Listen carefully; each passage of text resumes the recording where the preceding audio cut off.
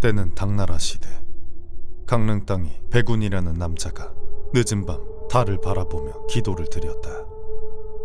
손바닥이 닿을 것처럼 세상에 존재하는 모든 신에게 바치는 기도였다. 그의 정성에 감복한 것일까, 멀리 나이든 하인 하나가 달려왔다. 아드님이 옵니다.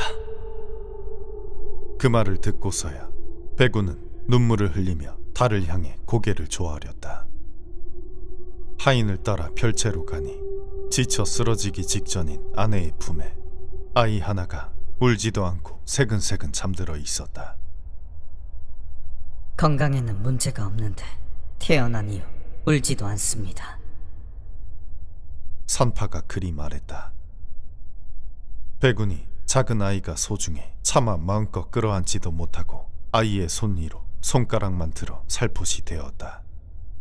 아이는 하얗고 작은 손을 오므려 아비의 손가락을 꽉 쥐었다. 백운은 깜짝 놀라 산파를 바라보았다. 대장부입니다. 장차 큰일을 하실 것이옵니다. 백운은 활짝 웃으며 그제야 아이를 안아 들어 올렸다. 그는 중얼거렸다. 내 너를 지키기 위해 무엇이든 할 것이야. 별채 안에 있는 모든 이가 늦은 시간도 있고 환하게 웃었다. 그러나 별채 밖, 백운이 기도를 드리던 달빛 아래에도 몰래 키득거리며 웃는 이가 있다는 걸 그들은 알지 못했다. 10년이라는 시간이 흘렀다. 백운의 아들은 어느덧 성장하여 강릉에선 그 총명함을 모르는 이가 없었다. 외모는 또 어떠한가. 10살이라는 어린 나이임에도 알만한 가문 어르신들은 미래 사익감으로 점찍어 놓았다. 유일한 자식을 둔 백운에게도 아들은 세상 무엇과도 바꿀 수 없는 귀중한 존재였다. 이상한 것이라곤 머리카락 일부가 하얗다는 것이었다. 태어난 직후에는 없던 것이었으나 조금씩 자라더니 이내 머리 한 치폭을 완전히 물들였다. 그것은 병도 아니었고 오히려 출중한 외모와 어울려 이 세상 사람이 아닌 것처럼 신성하게 보일 정도였다. 눈에 넣어도 아플 것 같지 않았던 아이에게 이상한 변화가 생기기 시작한 건 10살 생일을 얼마 남기지 않은 날이었다. 아이가 아프다는 소식에 백운은 버선발로 달려갔다. 그의 앞에는 땀을 뻘뻘 흘리며 누워있는 아들이 있었다. 다급하게 의원을 불렀지만 누구도 원인을 알지 못했다. 아는 것이라곤 아프기 전날 뒷산에 올라갔다는 것, 그리고 아들이 겁에 질린 표정으로 산에서 내려와 방으로 들어갔다는 것뿐이었다. 사경을 헤매는 아들 옆을 지키며 걱정하던 백운. 아들은 그 걱정에 반응한 것인지 잠깐 정신을 차렸다. 정신이 좀 드느냐? 대체 무슨 일이 있었던 게냐? 아버지, 뒷산에서 커다란 짐승들을 보았습니다. 짐승? 이건 병이 아닙니다. 그 짐승이 제게 저주를 내린 것이 분명합니다. 아들은 말을 끝까지 하지 못하고 다시 혼절해버렸다. 백운은 뒤늦게 하인들을 데리고 뒷산을 수색했다. 하지만 아들이 말한 짐승은 찾을 수 없었다. 찾은 것이라곤 놈이 남긴 듯한 노란 털과 붉은 털뿐이었다. 다음 날부터 백운은 강릉에서 난다긴다 하는 도사와 술사를 찾았다. 그러나 그들도 아들의 문제를 제대로 알지 못했다. 그나마 들은 말은 아주 몹쓸 것에 당했다라는 것 정도였다. 그러던 어느 날 고씨라는 인물이 백운의 집에 찾아왔다. 산에서 신령에게 도력을 배웠다는 그는 백운이 산에서 가져온 털을 보고 대번에 알겠다는 듯 말했다. 이 아이는 병이 아니라 여우요괴의 주술에 걸린 것입니다. 이 털이 여우의 것입니까? 그렇습니다. 이대로 두면 시름시름 앓다가 요괴에게 몸을 빼앗기고 말 것입니다. 그럼 이제 어찌해야 합니까? 제 도술로 여우의 주술을 없애겠습니다. 걱정하지 마십시오. 고씨가 아들의 몸에 부적을 붙이고 도수를 부렸더니 고씨의 손에 붉은 기운이 서렸다. 고씨는 그것을 아들의 가슴에 대었다. 그러자 아무 일도 없었다는 듯 아들이 자리에서 벌떡 일어나 말했다. 아버지, 제 병이 다 나았습니다. 배구는 그 말에 기뻐 아들을 안고 울어댔다. 얼마간 몸과 정신이 성하진 않을 것이나 시기가 지나면 좋아질 것입니다. 고씨의 말에 배구는 돈과 비단은 물론 큰 잔치를 벌여 그의 도수를 칭송했다. 그렇게 모든 일이 끝난 줄만 알았다. 고씨가 말한 것처럼 아들은 눈은 떴지만 정신은 돌아오지 않았다. 매일같이 헛소리를 중얼거렸으며 가끔은 네 발 짐승처럼 달리고 또 하인 하나를 피가 나도록 물어 난리가 나기도 했다. 다급한 마음에 배구는 고씨가 묵고 있다던 곳으로 달려갔으나 고씨는 아무렇지 않게 말할 뿐이었다. 아직 여우 요괴 주술에 흔적이 남은 것이니 조금만 기다리면 됩니다. 그러나 고씨의 말과 달리 아들의 증상은 점점 더 심해졌다.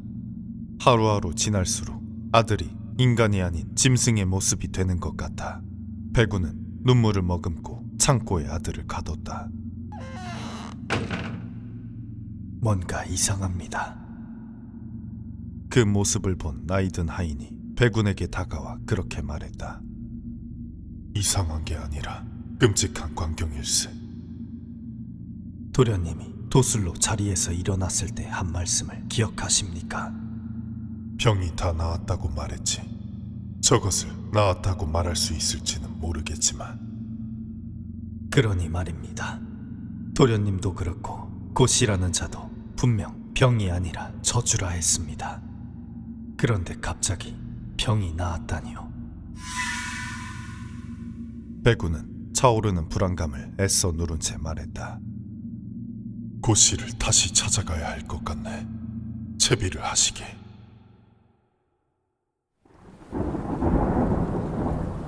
채비를 마치고 문 밖을 나선 배군. 날씨는 어느덧 흐려졌고 하늘에서는 비가 떨어지고 있었다. 한참 가마를 타고 길을 따라가는데 얼마 되지 않아 누군가 길을 막았다. 배군이 밖을 내다보니 누런 도복을 입은 남자 하나가 있었다. 뉘시오. 함께 길을 오르던 나이든 하인이 남자에게 묻자 그는 자신을 왕생이라 소개했다. 저는 산에서 요괴를 쫓는 도인입니다. 가마에서 희미하게 여우 요괴의 냄새가 납니다. 무슨 일이 일어났는지 말씀해 주실 수 있습니까? 배구는 도인의 말에 깜짝 놀라 그간 있었던 일을 말했다. 기이한 일이군요. 제가 직접 봐야겠습니다. 왕생은 잠시 고민에 빠지더니 이내 배군의 집으로 함께 걸음을 옮겼다. 집으로 돌아와 굳게 닫힌 창고문을 열고 들어간 왕생은 탄식을 뱉고 고개를 절레절레 흔들었다. 다른 도인이 여우의 저주를 불었다 했습니까? 그렇습니다. 고씨라는 도인인데 부적을 붙이고 도수를 부렸습니다. 아이는 일어났으나 그때부터 정신이 이상해졌지요. 마치 짐승처럼 말입니다. 이건 사람의 도술이 아닙니다. 무슨 뜻입니까? 붉은 기운을 아드님 몸에 넣었다고 했지요. 그것은 여우 요괴의 농간질입니다. 저주로 아이를 여우로 만들어 그 몸을 가져가려는 것이지요. 혹시나 저 같은 도사를 만날까 미리 선수를 친 겁니다. 고씨가 여우요괴란 말입니까? 그렇습니다. 그것도 붉은 털을 가진 여우는 그 중에서도 고약하기로 유명하지요. 아드님의 상태를 보아하니 하루도 남지 않았습니다. 지금 바로 저주를 풀어야 합니다. 저주를 푸는 동안 여우 녀석이 다시 올 수도 있으니 필사적으로 막아야 합니다. 그렇지 아니하면 그때는 아들이 아니라 정말로 짐승이 되는 거지요.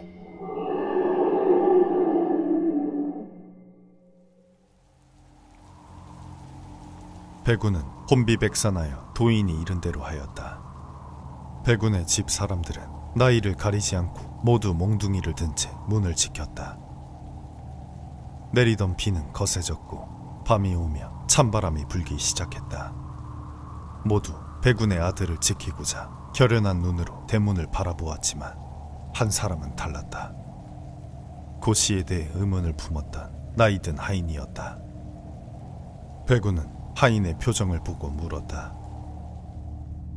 겁이 나는가? 설날이 얼마 남았다 겁내하겠습니까? 다만 뭔가 이상하다는 생각이 듭니다. 백운은 노인이 선 긴 세월을 무시하지 않았다. 무슨 뜻이냐고 묻자 노인은 말했다. 왕생이란 자가 말하길 고씨가 붉은 기운을 다뤘다 했습니다. 그런데 생각해보니 대화 중 붉은 기운에 대한 말은 한 적이 없습니다. 그저 몸에 부적을 붙이고 도수를 부렸다 했을 뿐이지요. 이상하지 않습니까? 그거야 도인이니 알게 된 것이 아니겠는가? 그렇긴 하지만 고씨의 말만 믿었다가 일이 된 것처럼 왕생의 말을 너무 고지고대로 믿는 건 아닌가 싶어. 백운이 잠시 생각하는 사이 대문에서 덜컹거리는 소리가 났다. 누구냐? 하인 중 하나가 묻자 문 밖에서 조용히 대답이 들려왔다. 고씨입니다. 백운은 앞으로 나가 대문을 사이에 두고 말했다. 이렇게 늦은 시간에 여기까지 무슨 일이오? 누군가 도사라고 이곳에 오지 않았습니까? 근처에 왔다 위험한 기운이 느껴져 곧장 달려왔습니다. 필시 여우요괴의 기운입니다. 여우요괴라니 그 도인은 당신이 요괴라 했거늘. 안 됩니다. 속고 계시는 겁니다. 백운이 어찌할 바를 몰라 하자 나이든 노인이 나섰다. 제가 창고에 가보겠습니다. 이곳을 지키고 계십시오. 그러곤 젊은 하인 둘을 데리고 창고로 달려갔다. 고씨가 문을 열려고 해 계속 덜컹거리는 소리가 울렸고 비는 더욱 억세졌으며 멀리서는 번개와 천둥까지 몰아치기 시작했다. 한참을 그리 있다 문 밖에서 전에 들어보지 못한 고씨의 우렁찬 목소리가 들려왔다. 이 이상 지체할 수 없으니 나를 용서하시오. 굉음과 함께 대문이 날아갈 듯 활짝 열리고 일순간 강풍이 몰아치며 늘어서 있던 하인들은 모두 뒤로 넘어졌다. 곧장 빗줄기 속으로 고씨가 모습을 보였다. 그의 눈엔 붉은 광채가 번뜩이고 있었다. 마치 사람이 아닌 것처럼. 내 놈이 여우요괴가 맞았구나. 멍청한 소리. 아비가 아들을 죽이려 하는구나. 일어난 하인들이 고씨를 잡으려 했으나 그는 바람처럼 달려 모두를 지나치고 백운의 아들이 있는 창고로 향했다. 이에 백운은 급히 그를 따라 달렸다. 백운의 머릿속에는 의문만이 가득했다. 그리고 그 의문은 창고 앞에 도착했을 때 더욱 커졌다. 먼저 출발했던 나이든 하인과 그를 따랐던 하인들까지 마치 짐승에 당한 것처럼 온몸이 갈기갈기 찢어져 쓰러져 있었기 때문이었다. 이미 창고의 문은 열려 있었다. 창고 앞에는 붉은 눈의 고씨와 왕생이 대치하고 있었다. 누구도 들이지 말라 했거늘. 배구는 두 사람을 빠르게 지나쳐 창고 안으로 들어갔다. 아들은 나지막한 신음소리를 내며 힘겨워하고 있었다. 아들을 안아 이름을 불렀지만 대답이 없었다. 그 모습을 자세히 보니 전과 달리 온몸에 털이 나 있었다.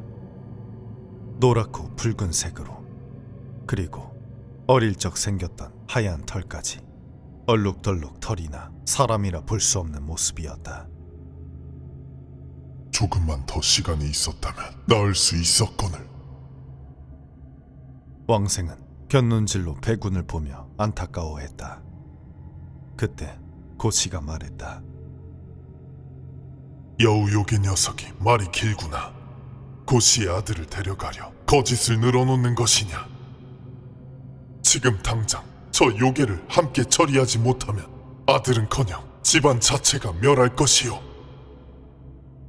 고씨의 말에 왕생 역시 질세라 외쳤다. 여우는 내가 아니라 저놈입니다. 이 하인들의 시체를 보십시오. 저놈의 짓입니다. 고씨의 우레와 같은 목소리가 터지고 당장이라도 싸울 것처럼 왕생에게 다가가자 하인들은 하나같이 창고 안에 있는 배군을 바라보았다. 누가 요괴인지 알 수 없었기 때문이었다. 아들을 안고 있는 배군의 눈동자도 빠르게 두 사람을 번갈아 지나쳤다. 그 사이 고씨가 붉은 기운을 뿜어내며 왕생에게 달려들었다. 둘은 도인의 대결답게 지붕에 올랐다가 바람처럼 사라졌다가 달빛 아래로 떨어지며 혈투를 벌였다. 얼마나 지났을까?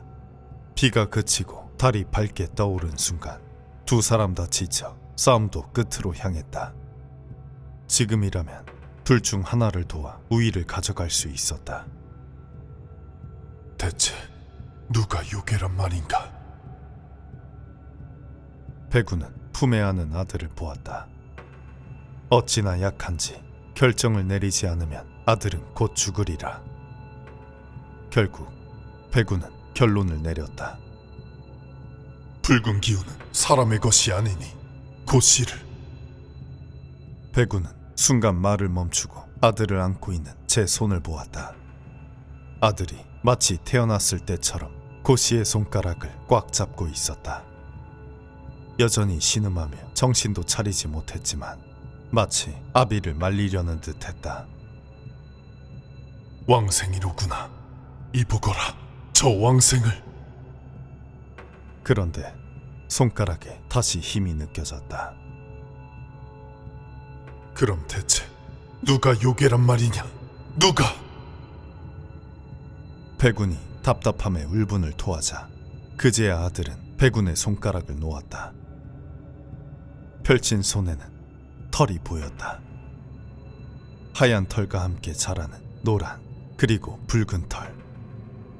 산에서 가져온 짐승의 털도 마찬가지였다. 그때 고민에 빠진 배군의 뒤로 다시 한번 우레와 같은 소리가 들려왔다. 이 여우놈들이 인간을 능멸하는구나. 모두가 소리가 들린 곳을 보니 하얀 머리와 수염을 가진 노인 하나가 하늘에 떠 있었다. 나는 강릉의 모든 산을 거느리는 신령이니라. 저 두 놈 모두 여우인 것을 왜 모르는가? 배구는 놀란 것도 잠시 아들의 손을 다시 보고 서로를 여우라 말하는 두 도인을 바라보았다. 기력이 빠져 둘은 바닥에 주저앉아 겨우 숨만 몰아쉬고 있었다. 하나는 붉은 광채의 눈을, 하나는 노란 누더기복을 입고 있었다. 배구는 다시 아들의 손바닥을 보았다. 아들이 정답을 알려주는 듯했다. 금방 다녀오마. 배구는 자리에서 일어났다. 그의 단호한 걸음에는 결심이 실려 있었다. 그는 하인 하나의 몽둥이를 낚아채고선 두 도인이라 말하는 이들에게 다가가 더는 의심하지 않고 몽둥이를 휘둘렀다. 머리가 터진 두 도인이 피를 흘리고 목숨을 다하자 그들의 모습은 언제 그랬냐는 듯 하나는 사람 크기의 붉은 여우, 또 하나는 노란 여우로 변했다.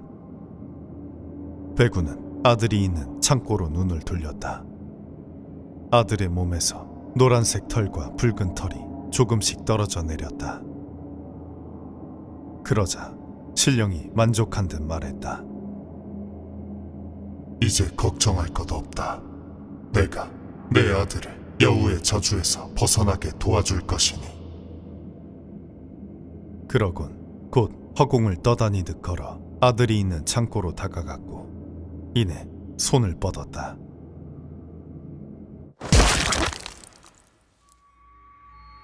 신령은 자신의 행동을 끝까지 이어가지 못했다. 머리 뒤로 천둥과 같은 충격이 가해졌기 때문이었다. 뜨거운 피가 흐르고 고개를 돌려보니 몽둥이를 든 배군이 있었다. 대체 왜? 신령은 겨우 고개를 돌려 배군을 바라보았다. 내 아들에겐 아직 하얀 털이 남아있다. 실수하는 것이다. 내 아들로만. 정녕 내가 신령이라면 일어나 보거라. 배구는 다시 한번 몽둥이를 내리쳤다. 신령이라 말하던 이의 숨이 멎자 이내 모습이 변하더니 곧 곰 정도 되는 크기의 하얀 여우로 변했다. 배구는 아들을 바라보았다.